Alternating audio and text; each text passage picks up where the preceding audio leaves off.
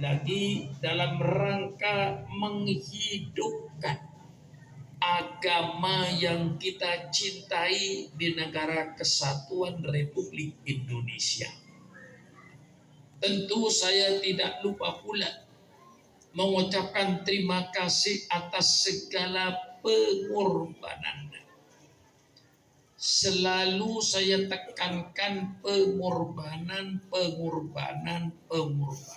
dan pengorbanan.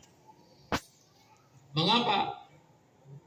Karena saya yakin tidak ada satu cita-cita, tidak ada satu kemauan yang akan berhasil tanpa adanya pengorbanan. Kalau negara kita, negara Kesatuan Republik Indonesia ini berdiri, bukan hadiah dari Belanda. Negara Kesatuan Republik Indonesia terwujud bukan hadiah dari Jepang. Tapi negara Republik sudah berdiri di atas aliran darah bangsa Indonesia. Di atas cucuran air mata rakyat Indonesia. Berapa wanita yang jadi janda? Berapa anak yang jadi yatim karena bapaknya gugur di medan perang? Semenjak tahun 1825 permulaan perang Diponegoro sampai menjelang kemerdekaan tahun 1945. Maka negara kita negara yang mahal, negara yang dibangun di atas aliran darah, negara yang dibangun di atas cucuran air mata rakyat Indonesia. Inilah pengorbanan orang yang terdahulu. Alhamdulillah kita tidak jadi korban. Alhamdulillah umat Islamlah yang terbesar sahamnya, andilnya dalam kemerdekaan ini. Saya tidak menghilangkan jasa-jasa kelompok-kelompok lain. Tapi yang pasti umat Islamlah yang terbesar bantuannya, pengorbanannya untuk negara ini. Kalau ada orang yang bertanya kepada saya, sejauh mana Pak Kiai pengorbanan umat Islam untuk NKRI, saya jawab dengan fakta. Persilakan pemerintah adakan sensus kuburan. Tapi yang saya maksud bukan kuburan umum.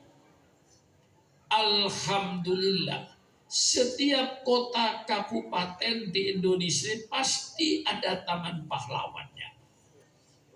Di Tangerang ada Taman Pahlawan, di Bogor Taman Pahlawan, Sukabumi Taman Pahlawan, Pandeglang Taman, setiap kabupaten. Di Kerawang, di Bekasi ada Taman Pahlawan. Tolong pemerintah sensus Taman Pahlawan itu. Kuburan yang berbicara tentang saham dan andilnya umat Islam. Masuk Taman Pahlawan, kemudian tanya, nama siapa, agama apa, nama siapa, agama apa, nama siapa, agamanya apa. Saya yakin 99% darahnya umat Islam. Kita yang paling besar sahamnya dalam menegakkan negara NKRI ini dengan tidak menghilangkan jasa pihak-pihak yang lain. Apalagi kalau kita baca lembaran-lembaran sejarah, ternyata ulama lah yang mewujudkan NKRI ini. Kalau tidak karena ulama betul-betul lapang dada, NKRI tidak ada. Saya buktikan. Menjelang kemerdekaan, Bung Karno itu mendirikan 60 orang untuk mencari formatnya negara kayak apa. 60 orang itu gagal. Akhirnya Bung Karno membuat panitia 9. Bung Karno, Bung Hatta, A.A. Maramis dari Katolik, Abi Pusno, Kahar Mudakir, dan Pak Muhammad Yamin, termasuk Pak Wahid Hasim, dan juga tokoh-tokoh lainnya.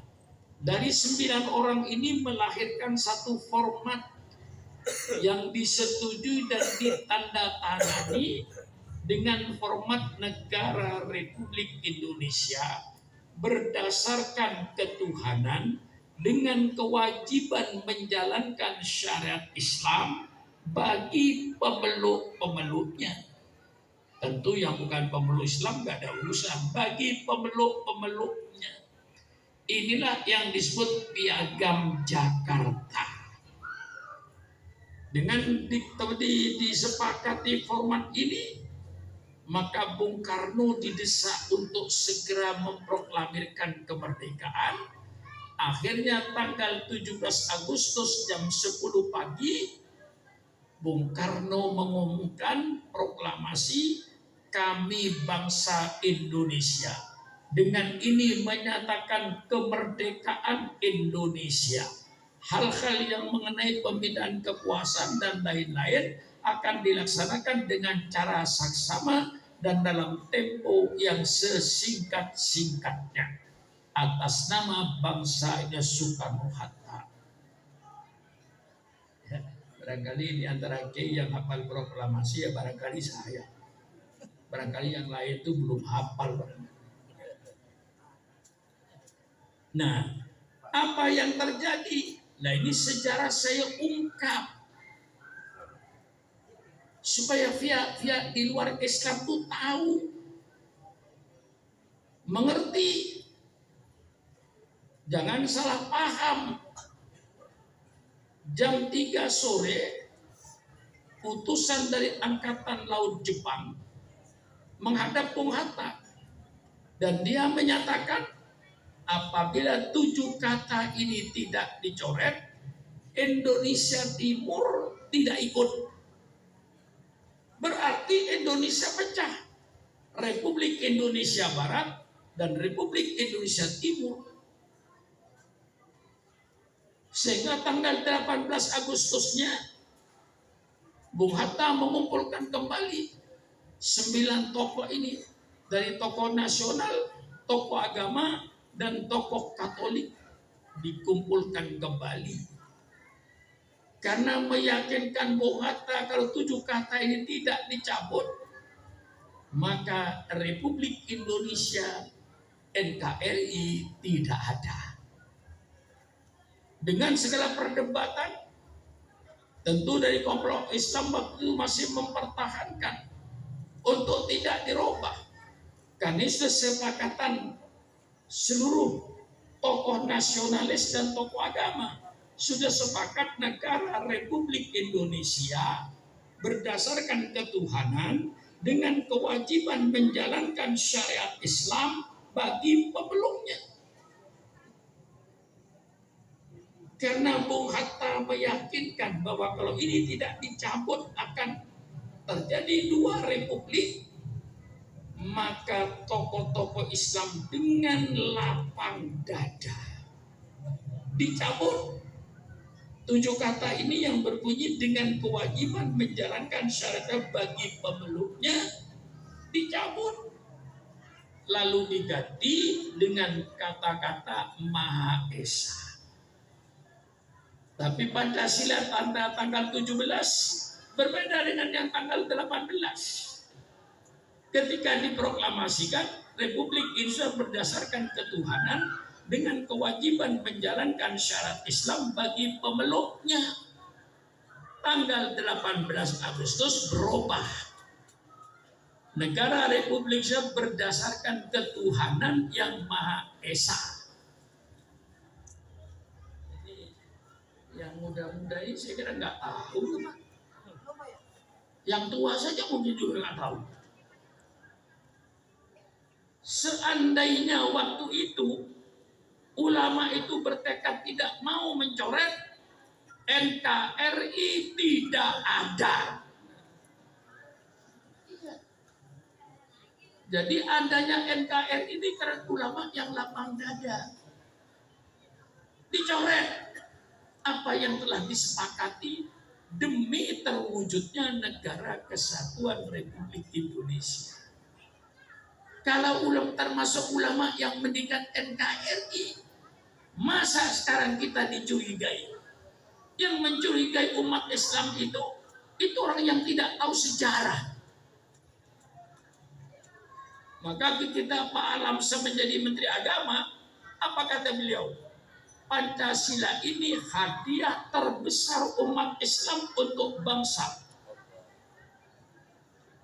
Masa yang kasih hadiah yang dicurigai? Yang dicurigai itu yang menerima hadiah. Hadiah ini dipergunakan sepenuhnya apa tidak? Ini sejarah. Maka pengorbanan.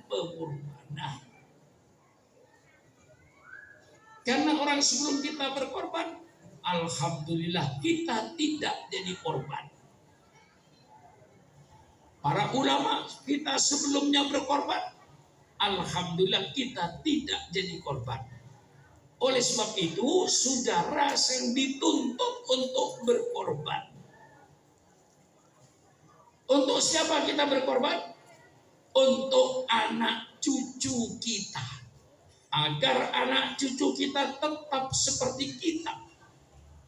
Sujud kepada Allah. Dengan mazhab ahli sunnah wal jamaah. Ketika ibu tadi pagi sholat subuh, ibu membaca doa Allahumma hdini fiman hadait, wa afini fiman afait, wa tawallani fiman tawallait. Pernahkah ibu terpikir, apakah anak saya nanti masih baca kunut seperti saya? Atau sudah pindah agama? Na'udzubillah. Ketika bapak-bapak sujud tadi sholat isya, Subhana rabbiyal a'la wa bihamdi, Subhana rabbiyal a'la wa bihamdi. Pernahkah bapak terpikir, apakah anak saya masih sujud nanti seperti saya? Apakah cucu saya masih sujud seperti saya? Apakah anak cucu kita masih sujud seperti saya? Itu yang perlu dipikirkan oleh kita sekarang ini. Agar anak-anak kita tidak jadi korban, marilah kita berkorban. Sebagaimana orang-orang sebelum kita berkorban, alhamdulillah kita tidak jadi korban. Maka kalau dilihat dari segi sejarahnya, kita semua yang ada sekarang ini, mulai ketua RT, ketua RW, lurah, camat, wali kota, gubernur, presiden, menteri, anggota DPR, dan sukron makmur, termasuk orang yang tidak berjasa. Kita semua ini pemakan jasa. Jadi supaya sadar bahwa saudara ini sedang makan jasanya orang lain, bukan saudara yang berjasa NKRI itu. Pak Presiden saja lahirnya tahun 1961, NKRI sudah ada. Jadi kita semua ini pemakan jasa. Mantap. Kita ini pemakan jasa. Mulai di RT-nya sampai presidennya, termasuk para ulamanya, semua pemakan jasa. Tidak ada yang berjasa dalam NKRI ini.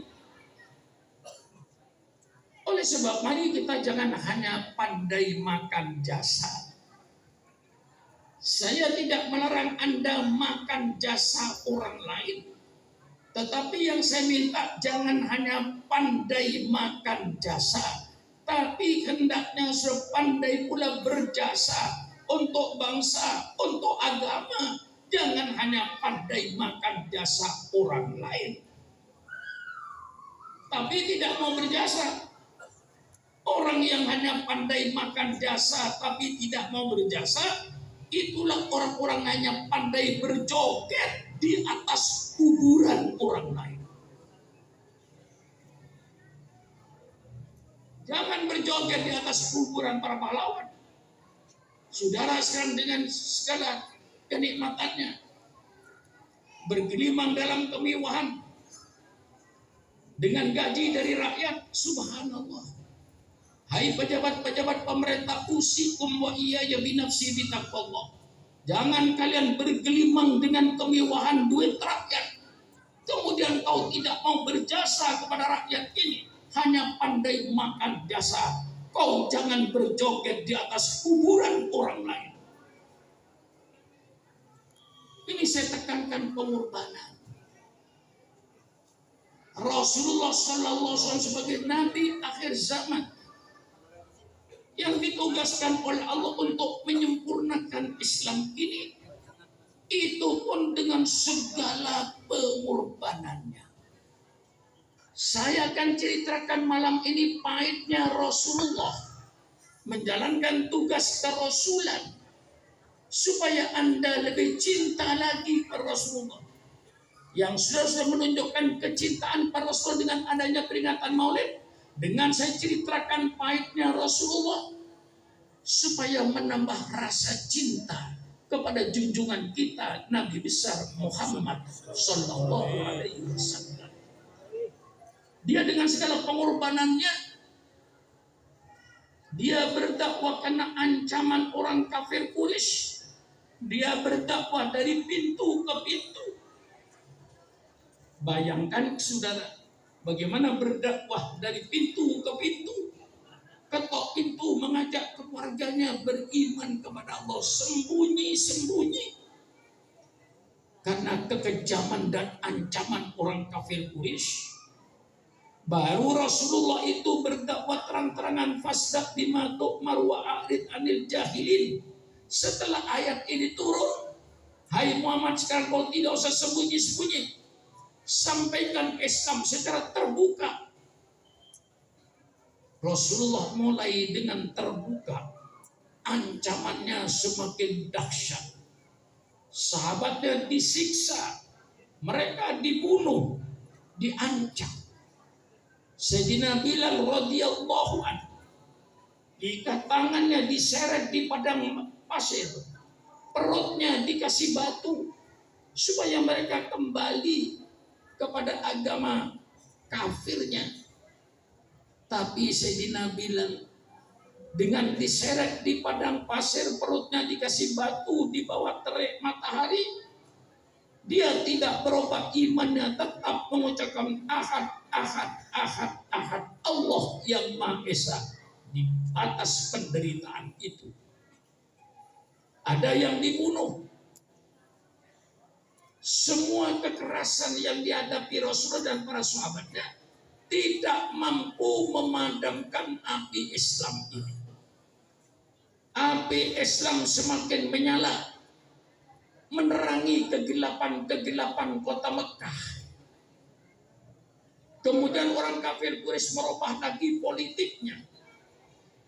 Ini saya uraikan perjuangan beliau. Dirubah politiknya dengan politik embargo ekonomi, dibekot ekonominya. Ditulis di dinding Ka'bah itu, seluruh bangsa Arab tidak boleh mengadakan hubungan dagang dengan umat Islam, khususnya di bidang pangan, supaya Nabi Muhammad dan para sahabat-sahabatnya mati kelaparan. Ini penderitaan Nabi 1400 tahun yang lalu. Ini yang dirasa oleh Nabimu, Nabi kita 1400 tahun yang lalu.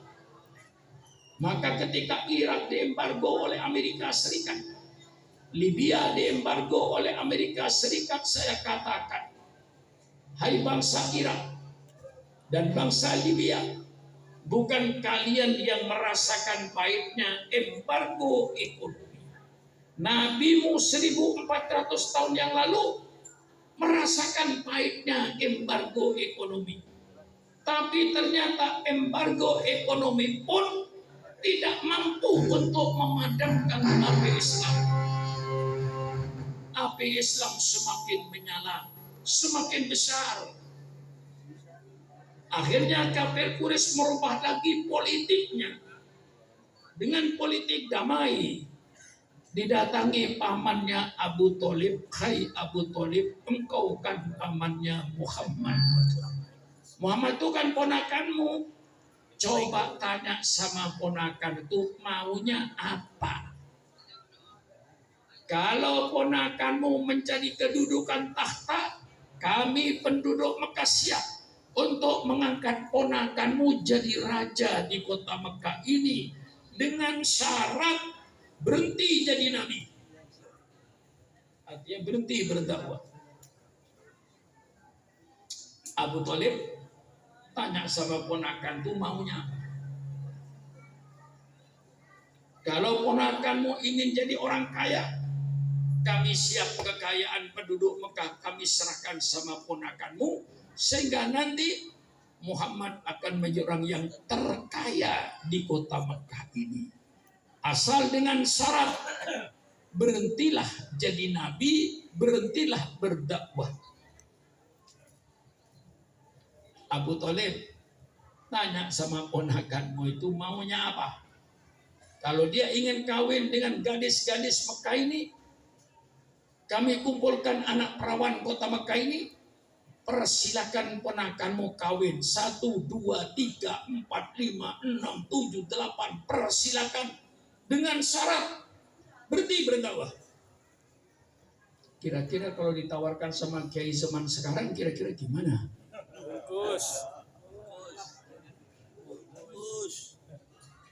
Gimana kira-kira Habib? Kalau ditawarkan sama kiai-kiai sekarang ini, lah ini penderitaan nabimu, tahta, harta, wanita yang ditawarkan sekaligus.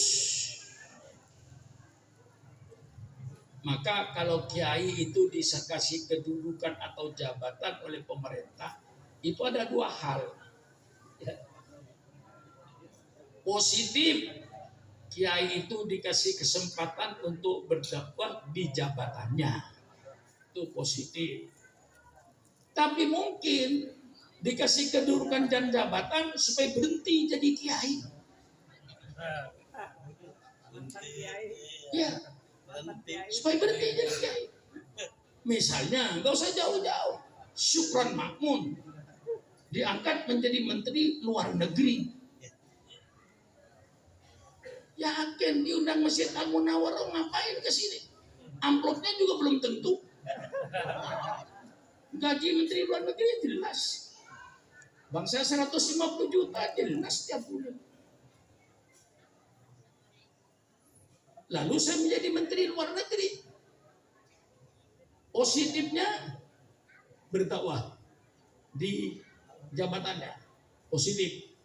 Tapi negatifnya supaya berhenti jadi kiai. Ya kalau saya menjadi menteri luar negeri, kan berhenti saya jadi kiai. Mau baca kitab di masjid-masjid, siapa yang ngawal? Diundang ke kampung-kampung, ngapain? Jadi kalau kiai dikasih jabatan, positifnya supaya bisa berjuang di tempat kedudukan dan jabatan itu. Tapi itu kecil. Yang pasti berhenti jadi kiai. Dan kalau saya jadi menteri luar negeri, kan saya jadi mantan kiai. Ini sejarah saya buka. Jadi masalah ulama ditawarkan jabatan, ditawarkan harta, ditawarkan wanita, itu bukan barang baru politik lama. Tapi ternyata semuanya gagal. Itu nabimu gagal semuanya. Dengan kekerasan gagal, embargo ekonomi gagal, ditawarkan harta, wanita, tahta, gagal. Semuanya gagal. Api Islam semakin terang menerangi kota Mekah yang kegelapan zaman jahiliyah itu. Masya Allah, Masya Allah, Masya Allah.